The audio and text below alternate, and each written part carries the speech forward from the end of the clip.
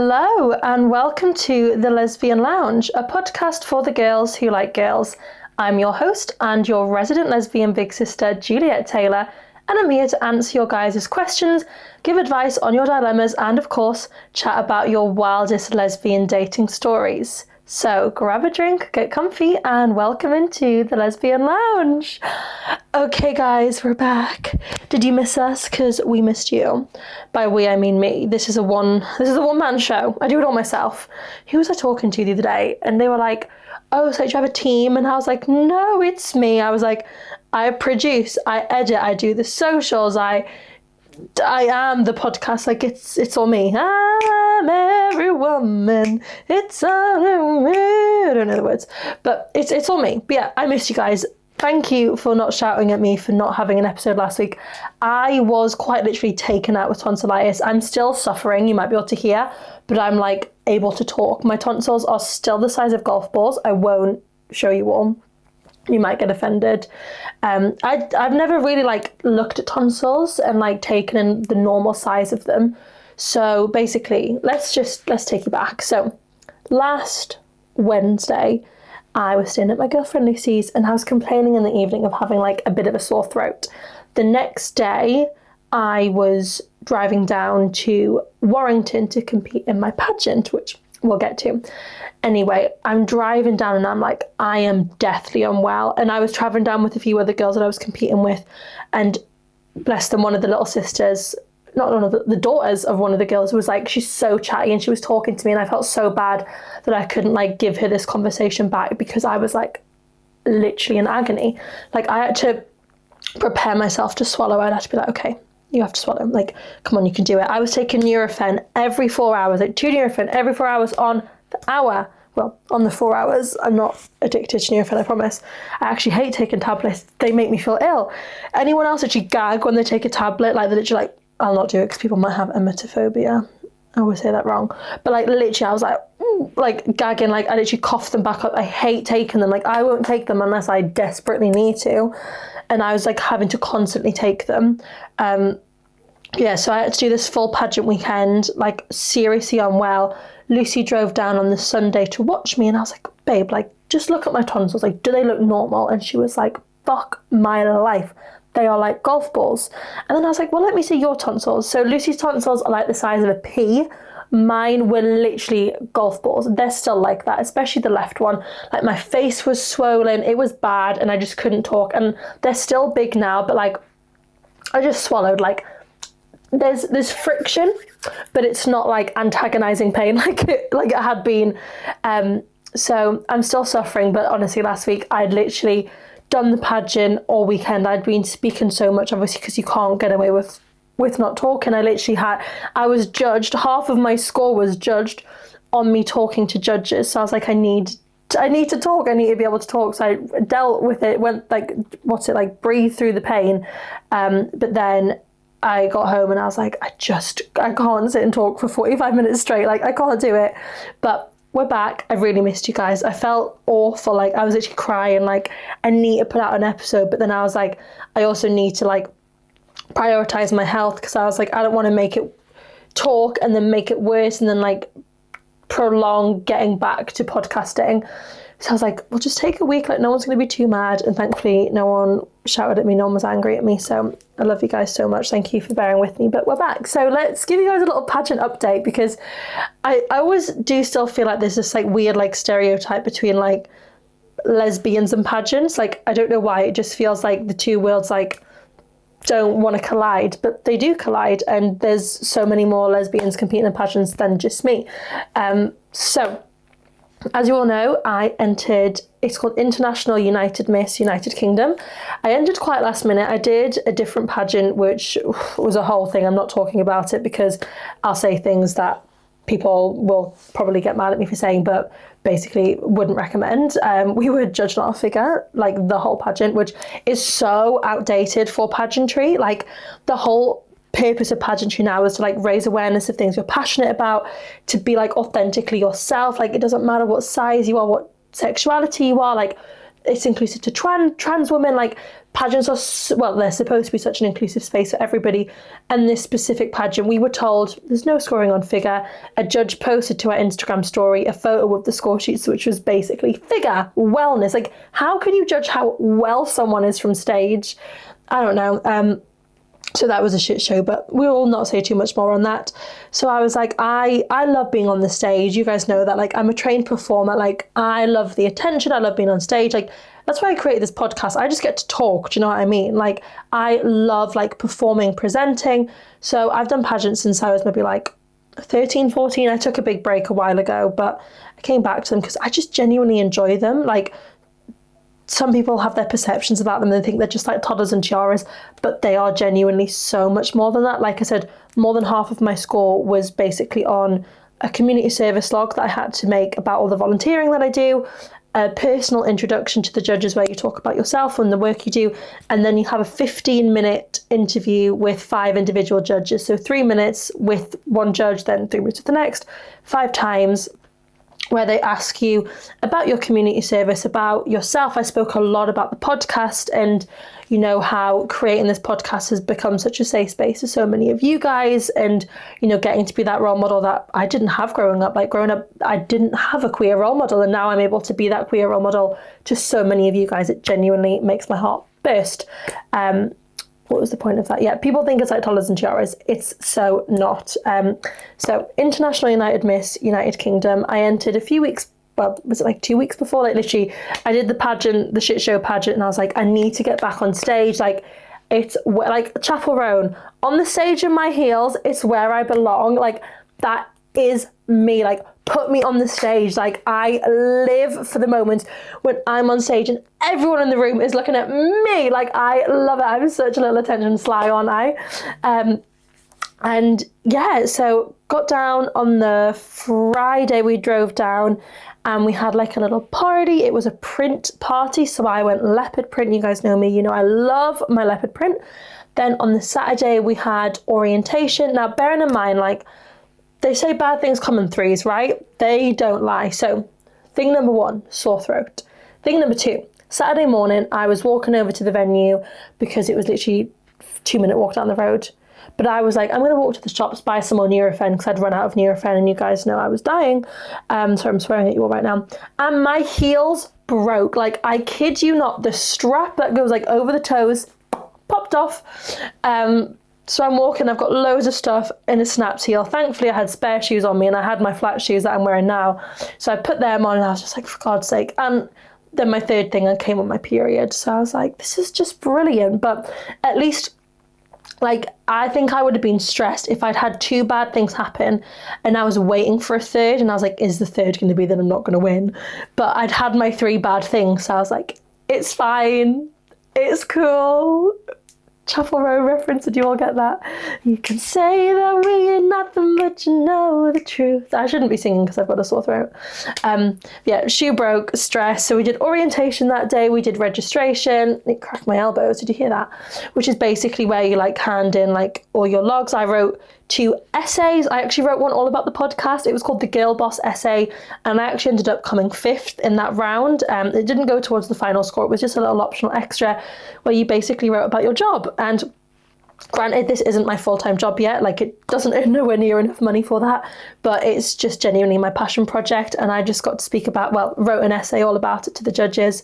Should I read my essay to you guys? I will. Okay, I'll read it to you all in a minute. Let's finish telling you the pageant story first. And what else did we do on the Saturday? We had like rehearsals, then we had a yoga class, which I definitely have undiagnosed ADHD. Like, my brain doesn't switch off. I've tried yoga so many times, my brain's just like, and you know, when they're like, think of nothing. As soon as you tell my brain to think of nothing, it thinks of everything other than nothing. But I was genuinely able to just like switch off during this yoga class and just like, honestly, it was mint. And then we had like a public speaking workshop. So it was like actually gaining skills, like so many more skills than just like stepping on stage. Like, you know, so many great tips and tricks that you can take with you into like everyday life, not just like pageant land. And then on the Sunday we had the competition. So we got there, I did my personal introduction, which was on stage to the judges, basically saying, this is me, this is what I do. If you guys don't know, my whole like pageant platform as such is all about sustainable fashion. You guys know me, I'm very big on helping the earth, shopping sustainable from charity shops, etc. So that's what I was speaking a lot about. Then we had our interview with the judges, like I said, 3 minutes with individually 5 judges, so 15 minutes altogether. Then we did optional, so I did spokesmodel, which again was speaking to the judges. So my voice was dying by this point. I was honestly contemplating like, do I even not do it because I'm in so much pain? But I was like, no, like I'm so passionate about what I want to speak about, so I'm going to stand on that stage and speak about it. And by this point my wife had arrived, and I knew as soon as I saw Lucy like I would feel better. And I did casual wear, and I ended up coming 2nd overall in casual wear and 5th overall in spokesmodel, which, considering I was quite poorly, like I hadn't really even planned what I was going to say. I just kind of winged it because I was like, I don't know if I'm definitely going to do it because I'm so poorly.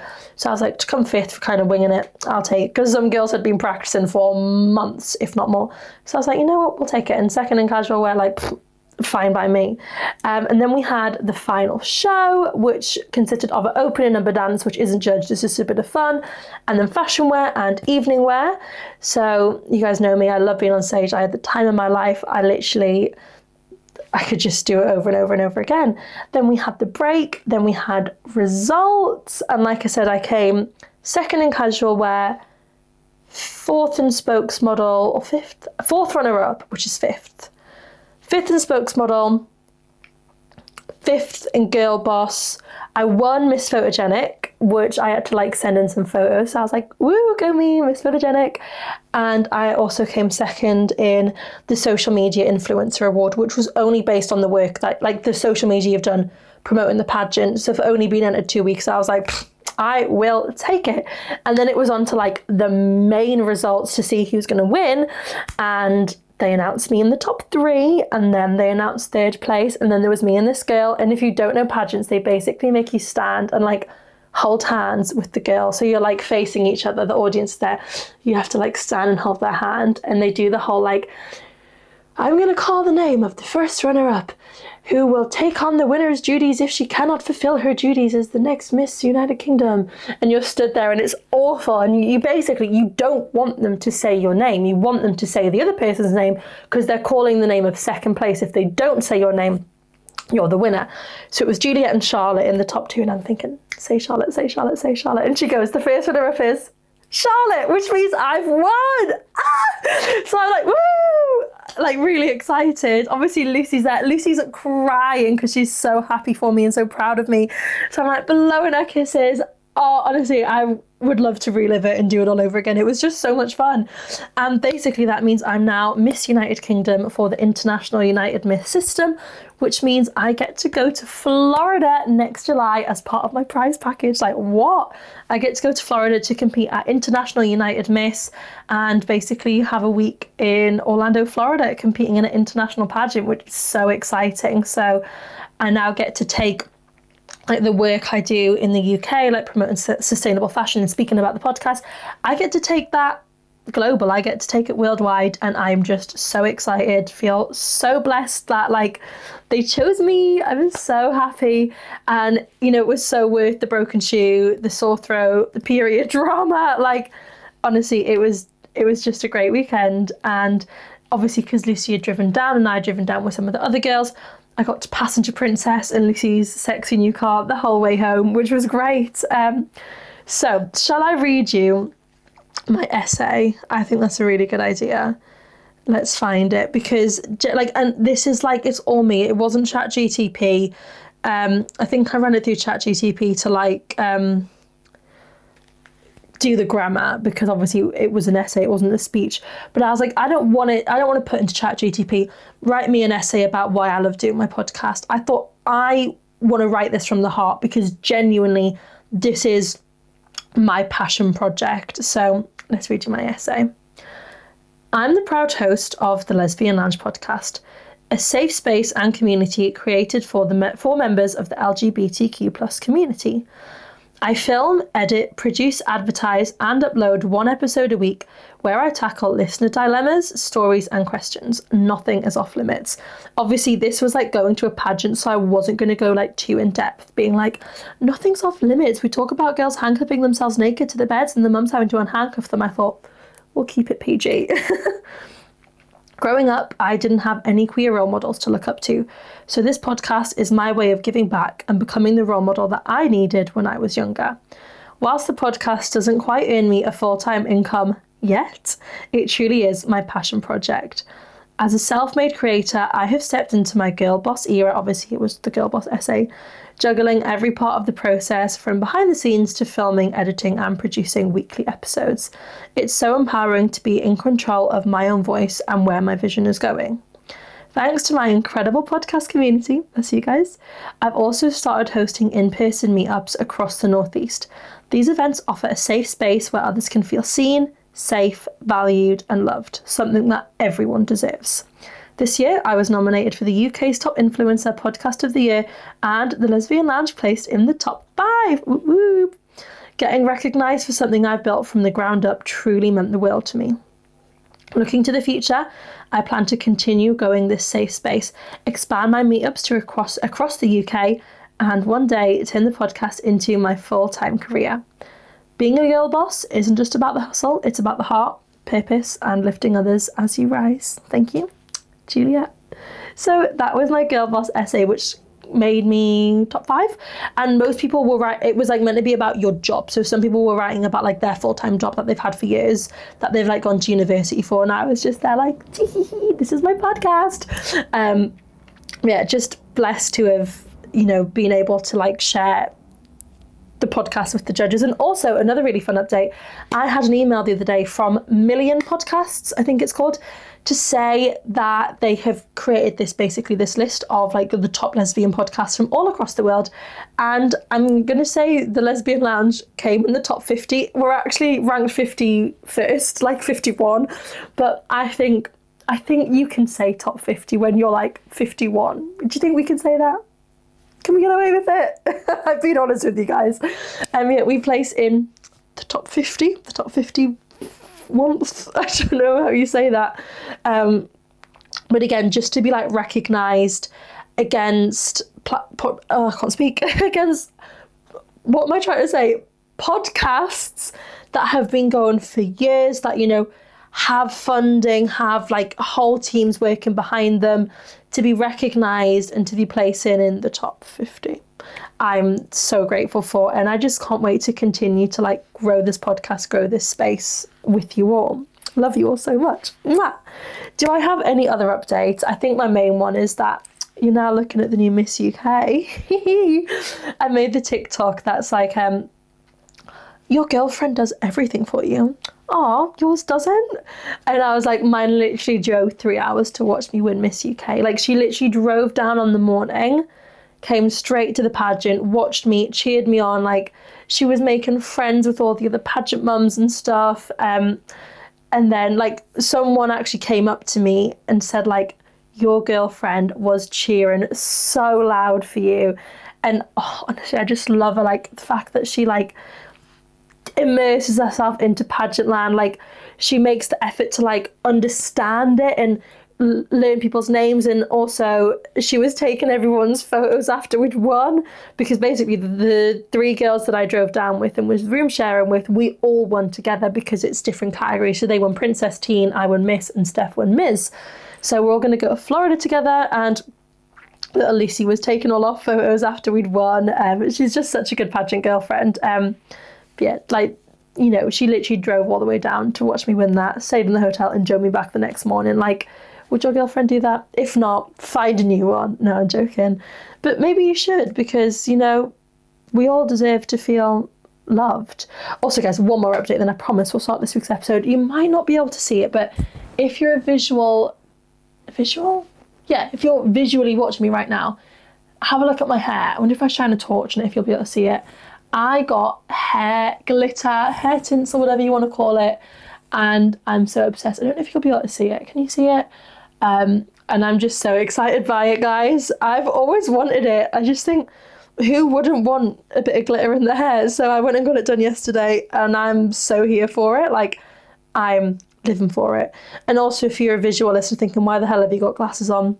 Why the hell not? They're blue light ones.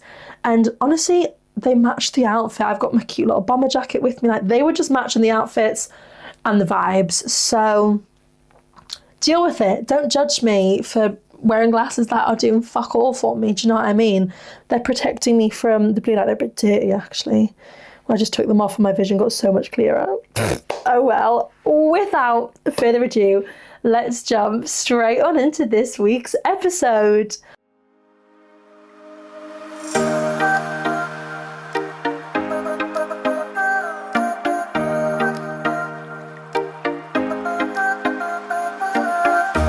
So this week's question of the week is, what or who is your I swear I'm gay but?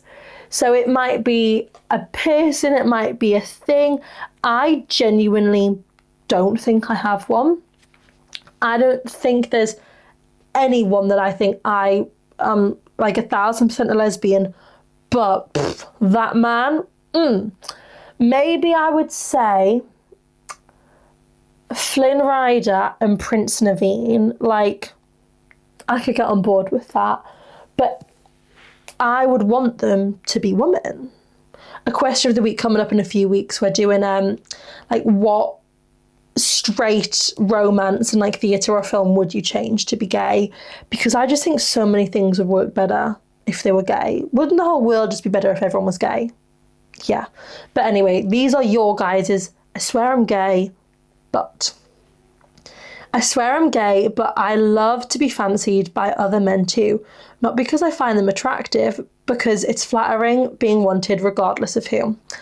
Yeah, I get that. Like, I love when someone like tells me how beautiful I am and like asks for my number, and I'm like, I want your number, you're a man, but like, you think I'm pretty? Yay! I've told you guys, I'm such an attention slag. Harry Styles is a good shout. Oh, see, I'm not on the Harry Styles hype. Don't come for me. When One Direction, were a thing, I was a Louis girl. I don't remember why I was a Louis girl. I think probably because everyone went for Harry or Zayn, and I was like, I'm going to go for Louis. I'm just not on the Harry Styles hype. But I guess he's quite like camp now, isn't he? So, I don't know. Not for me, but for you, fair enough. I swear I'm gay, but I haven't had a girlfriend in 4 years. Relationships aren't for everyone. Spencer Reid, Criminal Minds, in brackets, boy band hair. I think I've seen Criminal Minds, but I cannot picture who that is. But, does that mean it's a boy? Spencer, I was thinking it's a girl, yeah. Spencer Reid from Criminal Minds. There we go. I swear I'm gay, but I would defo have a threesome with a man just to see what it's like. No, I don't think I could do that. I don't think I could. Like, I guess it depends on your relationship, doesn't it? Like, I know in mine and Lucy's relationship, Lucy could think of nothing worse than a man. I could think of nothing worse than a man. Like, not for us. But I guess if you're both bisexual in the relationship, fair dues. I really don't even think I could have a threesome with another girl. Like, I can think about the thought of it, but I think I've told you guys this before. The only way it would work in my relationship is if it was a foursome, because there's me and Lucy, masc and femme. For me, I would have to get with another masc. I wouldn't want to get with another femme. But then Lucy would be getting with another masc, and that's not her type. And then for Lucy, it would be the other way around. So it would have to work out that I would have a masc and Lucy would have a femme. But do I want to see Lucy touching another girl? No. Do I want another girl to touch Lucy? Do you want your hair ripped out? You're not fucking touching my girlfriend.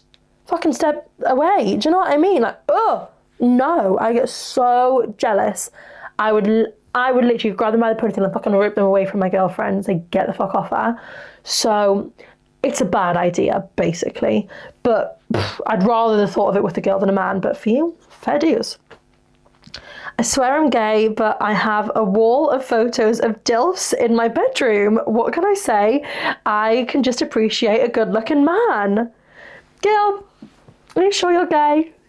Are you sure? Maybe not bisexual? I mean, I'm not one to judge, but those of, like, old men on your walls? I mean, fair enough. Like, what's his name from Mamma Mia? Not Pierce Brosnan, the other one. The one who sings that song. You know, like the main dad. What's his name? Harry, Bill and Sam. Oh, what the fuck's his name? You guys know which one I mean. Not Colin Firth. No, it is Pierce Brosnan, is it? I don't remember. The one who sings like, darling, can't you hear me, SOS? Like, he's like a not awfully looking like older man, but like, I wouldn't have a poster of him on my wall personally. But you know, you guys, you do you. Who am I to judge? Dominic Mysterio is my one pass if I had to. He's a wrestler, and don't let looks deceive it. It's the way he acts. Fair enough. I don't think I have one. Maybe that I suck a strap. Fair enough. You know, this is actually something we're going to discuss on the podcast coming up as well. Like, does using a strap make you less of a lesbian? Because technically you're putting something willy shaped, you know, like a strap is like designed to be like a pretend willy. Does that make you any less of a lesbian? I think not, but the conversation was sparked a while ago when someone brought it up to me, and I was like, I genuinely had never crossed my mind to make me think of any of myself as any less of a lesbian for using a strap. Personally, I don't suck the strap, but do you know what I mean? I probably would. Do you know what I mean? If Lucy wanted me to, I'd be like, yeah. Like, she could tell me to do anything and I would do it for her. She's so fucking sexy. Yeah, I guess it doesn't make you any less gay though, does it? Like, suck the strap, wank it off, fucking do whatever you want with it. Like, it's who it's attached to, isn't it? Like, it's attached to your sexy, sexy girlfriend with her titties out. It's not making you any less gay, but fair dues. I swear I'm gay, but I would still kiss Johnny Depp. I see Johnny Depp, especially as like Jack Sparrow. I see it. I'd be straight for a date with 50 Cent. Fair dues. Sounds weird, but any gay-looking musical theatre guy, Andrew Garfield, Jonathan Groff, Jonathan Bailey. Jonathan Bailey is a sexy man, to be fair. And he is very deceiving. Like, he plays a good straight man. Like, Wicked, Bridgerton, like, he's a deceiving man. I mean, I guess he's an actor. That's what he's paid to do, isn't it? He is literally, his job is to be paid to lie to us, to make us believe he's someone he's not. And he's like, look at me kissing the girls, but really in real life, I like the willy up the bum. I'm like, do you know what I mean? Go you, Jonathan Bailey. No confessions. I only love my girlfriends. Lucy, did you send that in? I'm kidding. Oh, that's cute. I swear I'm gay, but a man that can sing, like, next level. Yeah, I you know, like a man who can sing, play the drums, like stuff like that is like, but I guess it's the same in women, isn't it? Like, when someone's so good at what they do, it's hard not to be attracted. Like, I get so turned on watching Lucy shake cocktails. Like, I probably shouldn't get as turned on as I do, but I get so giddy when she like shakes a cocktail, and when she does it with one hand, then she's like doing other things that she's doing it. I'm like I literally get fanny flutters. Sometimes I film I'm making them because I do the socials for the Raven, and I have to make sure I've like muted them, so I'm not like posting on the Raven's Instagram, and she's shaking a cocktail, and I'm like, oh my god, I'm so shit on, I can't wait for you to lick me out later. Like, I have to make sure everything's muted. Okay, we'll do a few more. I swear I'm gay, but I'd peek at Gerald Butler naked. I don't even know who Gerald Butler is. I've heard the name, but I don't know him. Johnny Depp. He's a popular guy. The lesbians like Johnny Depp. I'm just gonna have a sip of Red Bull, everyone. Cheers. Oh, that was delicious. Jill, don't shout at me. My mum hates the fact that I drink Red Bull. Don't drink it often, just like every now and then. Okay, a few more. I swear I'm gay, but I sometimes kiss men when I'm very drunk. Could I do that? No, I don't think I could. I could like flirt with a man if I was drunk to get a free drink and then be like, haha, I'm a lesbian. I genuinely don't think I would want to kiss one. Like, they're like mustache and beard prickles, like tickling you. They probably like smell like, no. I'm a woman kisser through and through. Honestly, I'd drop everything for Pedro Pascal. When I see male singers live, it makes me question my sexuality every time. What is it with male singers? Like, gay musical theatre singers, the lesbians are coming for you. Do you know what I mean? Like, guys, lock up your boyfriends. The lesbians are coming. Shall we jump into some dilemmas? I think so. Here we go. Starting off, when it loads, with I need help and advice. I'm a 29-year-old who has fallen for her manager, who is 41. Okay, so realistically, you're 30, she's 40. Like, it's only a 10-year age gap, it's not that bad. We went out for a drink yesterday, which kind of surprised me, as honestly, I thought she hated me. But sometimes that's when they fancy you, isn't it? Like, when they act like horrible to you because, like, they fancy you, but they don't want to let you know that they fancy you, and they don't want the rest of the workplace to know that they fancy you, so they treat you like shit. I think she likes you. A few hours in, she told me that she's really attracted to me and feels that I've been what's missing in her life. Okay, girl. She then went on to say that this could never work. Okay, so you're telling me that I'm exactly what you've been missing in your life, but it's never going to work. Okay. That this is a case of the right person at the wrong time situation because she feels icky about me being a fair bit younger than her. It's 10 years. Like, and also it was like 30, 40. It's not like 10 and 20. Like, I mean, obviously that's illegal. But like, even like if it was 20 and 30, like, it doesn't matter. Like, age is just a number. It's 10 years difference. Like, it could be worse. You could be 29, she could be 69. Do you know what I mean? Where were we up to? However, she was continuing to flirt with me physically and verbally. Oh, so maybe got like a little touch of the leg, like a little footsies under the table. I just don't understand why she would like take you out to tell you this. Like, take you out, oh, I think this is what I've needed in my life. Like, I've been needing someone like you, but it's never going to work 'cause I'm older than you. Like, it makes no sense. I feel really lost and I don't know what to do. I really like this person and she clearly likes me too, but the fact that she said she couldn't do this because it's icky has hurt me. Do you have any advice on what to say to her or what to do? I'm wondering if she's using the age as an excuse, because obviously you've said she's your manager. So potentially she's saying, oh, this could never work because I'm older than you, is her way of like sort of scapegoating the fact that she's your manager, because presumably you shouldn't date your managers. I've never worked in like a mainstream job that has, you know, like HR departments and things like that, but I'd assume like dating managers is on the no list, because it's then like unfair treatment, isn't it, if you get like all your days off and annual leave approved and someone else doesn't, and it's like, oh, it's just because like they're dating. Like, I'm assuming it's on the no list.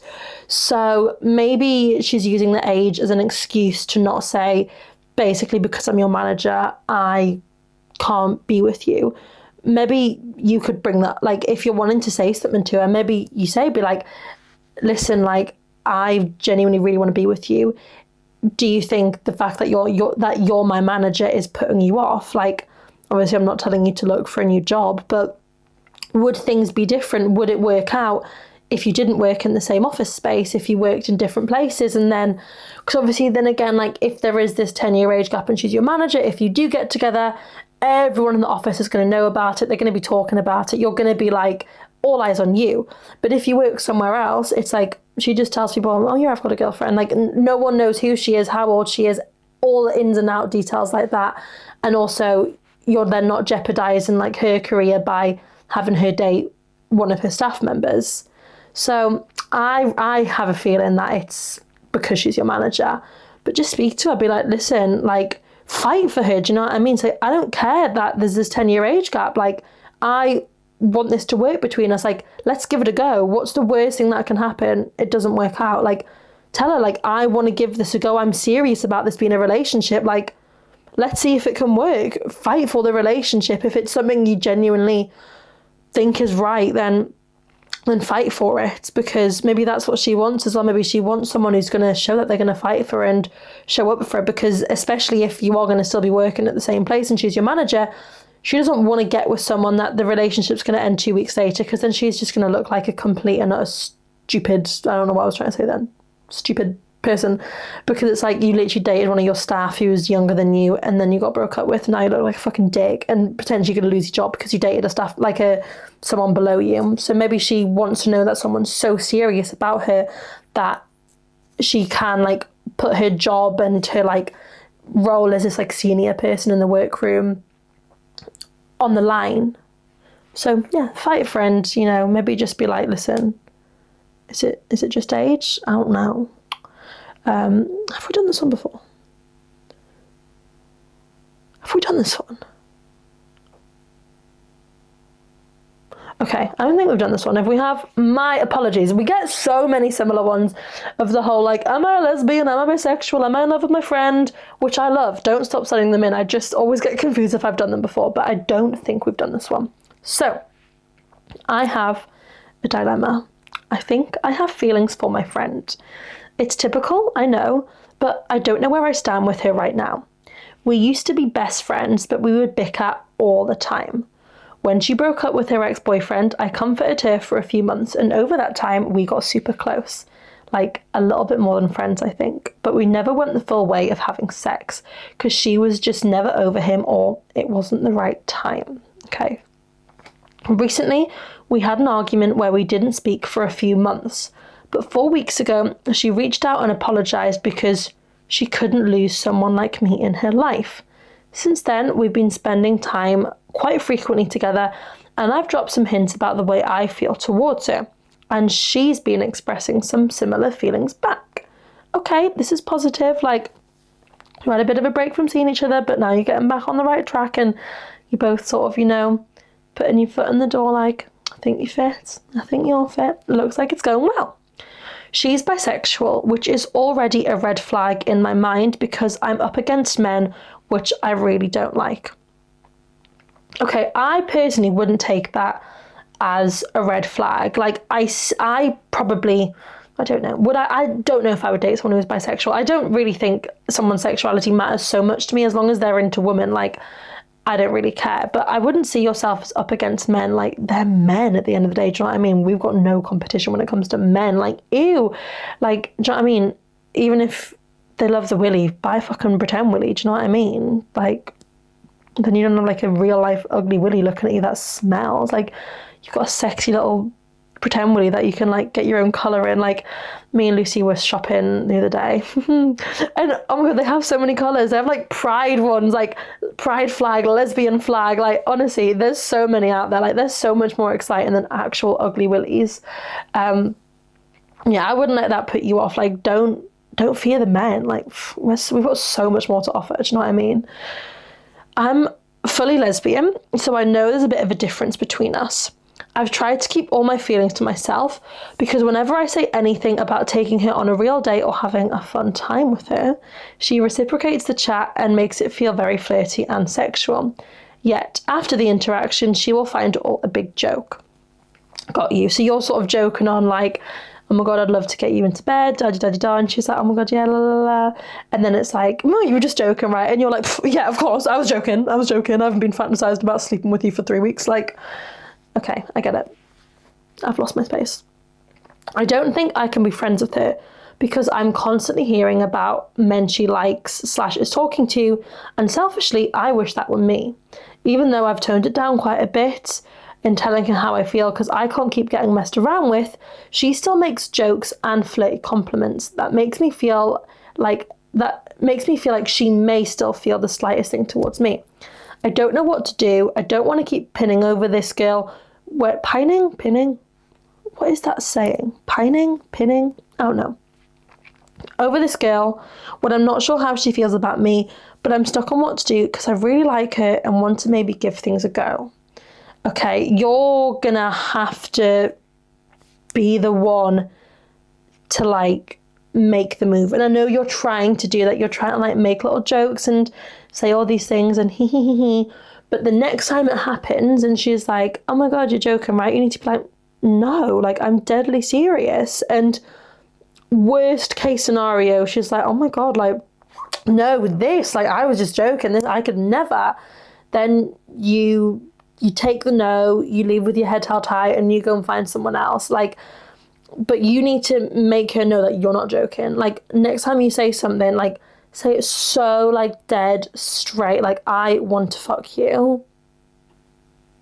See what she says back. Do you know what I mean? Like, obviously you have this friendship where you have like a bit of banter with each other and you can like joke around, but she needs to know that you're not joking. And you know, maybe she's not sure if you're joking or not, which is why she then jokes back. She thinks you're joking, because it's so much easier, isn't it, to say, oh, I was just joking, and be like, oh God, yes, same, than to admit like, no, I actually meant that when I said it. Like, it's so much easier just to like, it was a joke. Oh, it was a joke. I was joking. Because then you don't, like, you're sort of giving yourself this like protective bubble around you that's like, it was a joke, like don't take it so seriously, don't judge me, I was joking. Like, you're literally putting yourself in bubble wrap. So you need this girl to know that you are not messing around. But it seems like in your mind you're almost like talking yourself out of being with her, you know, like you're saying like, I don't know if I want to date someone who's bisexual, which is valid. Like I see the like, you feel like you're then in competition with men, because it's like you don't just have to worry about her finding other girls attractive, you have to worry about her finding men attractive. But like I've said, why are we fearing men? Ew. Do you know, like, what do they have that we can't offer? Literally nothing. They have ugly willies, they smell, they don't do anything, they're men. Like, ew. Do you know what I mean? Like, don't be scared of men.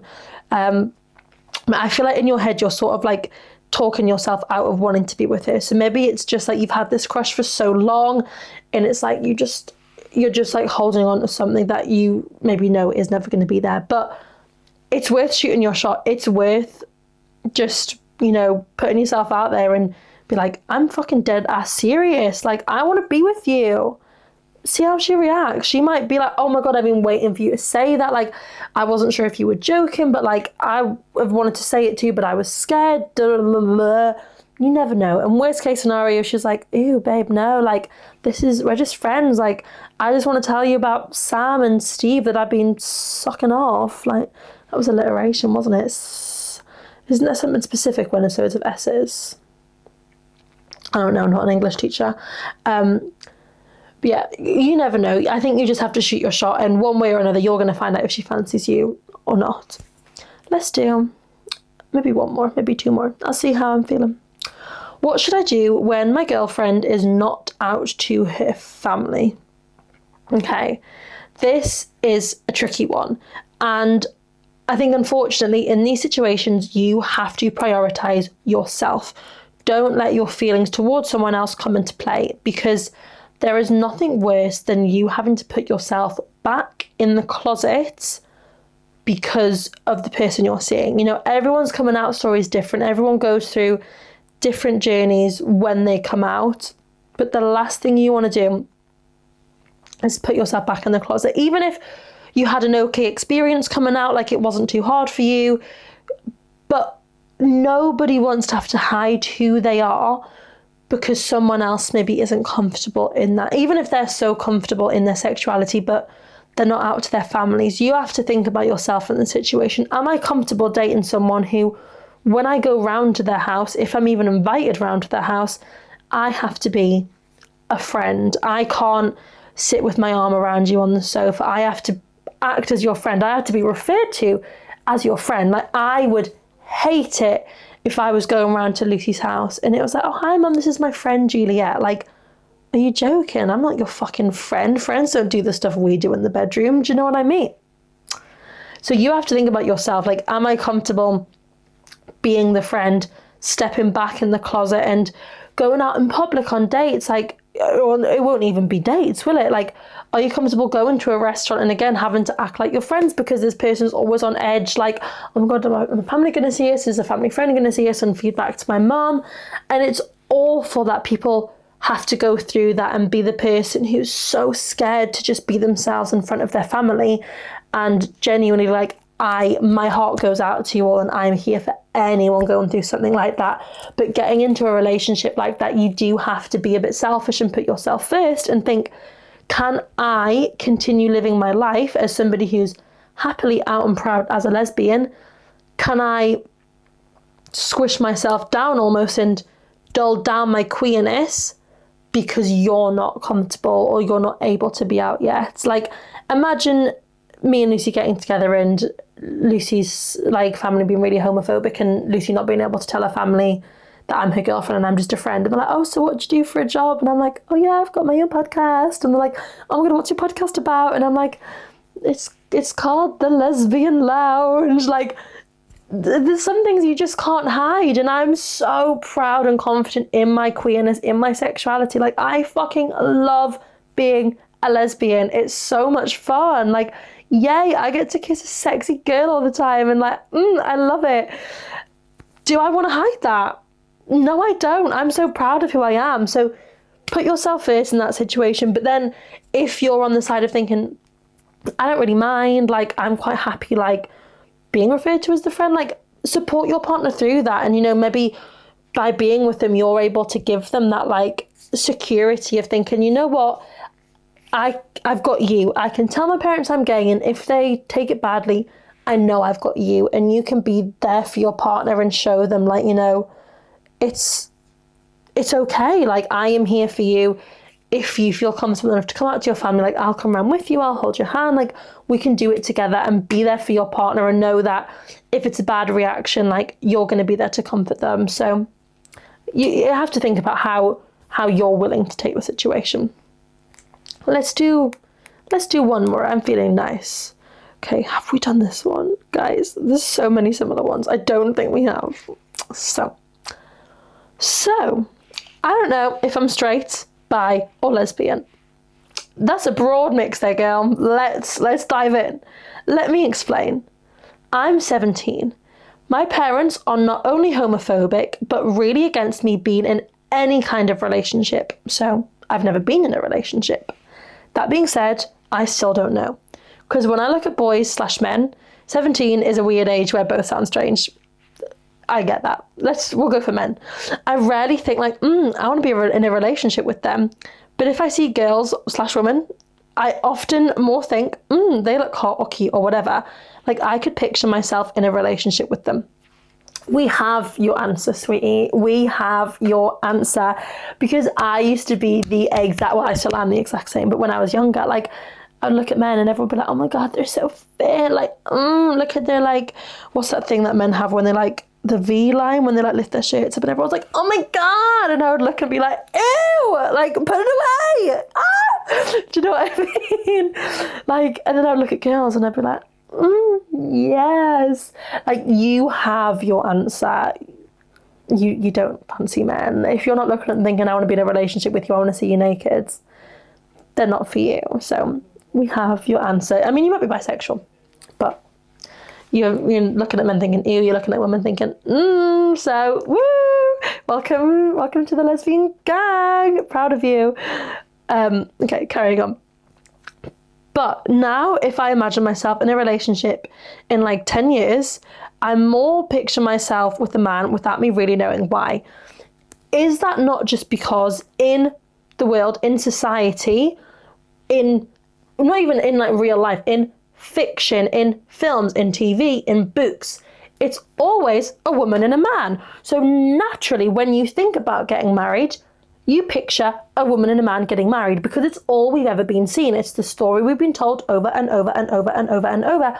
We're not told the story of the two women that fall in love and get married and have a happily ever after because society don't want us to think like that. I mean, it's getting better, obviously, but that's why brains are so programmed to think, I can only be with a man because that's what you've seen in your life. Like, fuck that societal norm. Like, fuck that stereotype. If you want to be with a woman, be with a fucking woman. Like, just because every TV show ever shows a man and woman getting married, like, fuck it. Like, you do you. Carrying on. So yeah, I'm just really confused, I guess. Is there any way you could help me? Do you have any advice? I mean, I've tried to not like pressure myself to label me, but I feel like I really need a name and a group to feel better about myself. I hope you understood my grammar and stuff all right. I'm not native English. Girl, I got you. I understand you. Okay, yeah. You are looking at men thinking, ew. You're looking at women thinking, hell yeah. Like, you don't need to put a label on yourself. You're still so young. Like, you're 17. Like, you don't have to decide today, right this very second. Like, no one's sitting there going, so, what are you? Are you a lesbian? Are you straight? Are you bisexual? Like, at the end of the day, no one actually really cares what you are. But I know some people who have a big thing with labels and they hate labels and they don't want to label themselves. And some people, they live by their label and their label is like, oh, it's like their thing. Do you know what I mean? But you don't have to put so much pressure on yourself to have a specific label. Maybe you want to just label yourself as queer, like, because that's like a big umbrella of so many things. Like, queer could be lesbian, it could be bisexual, it could be pansexual. Maybe you are pansexual or asexual or whatever it is. Like, you don't have to decide or know right now. Like, you have so many, well, there's no set date to figure it out by, do you know what I mean?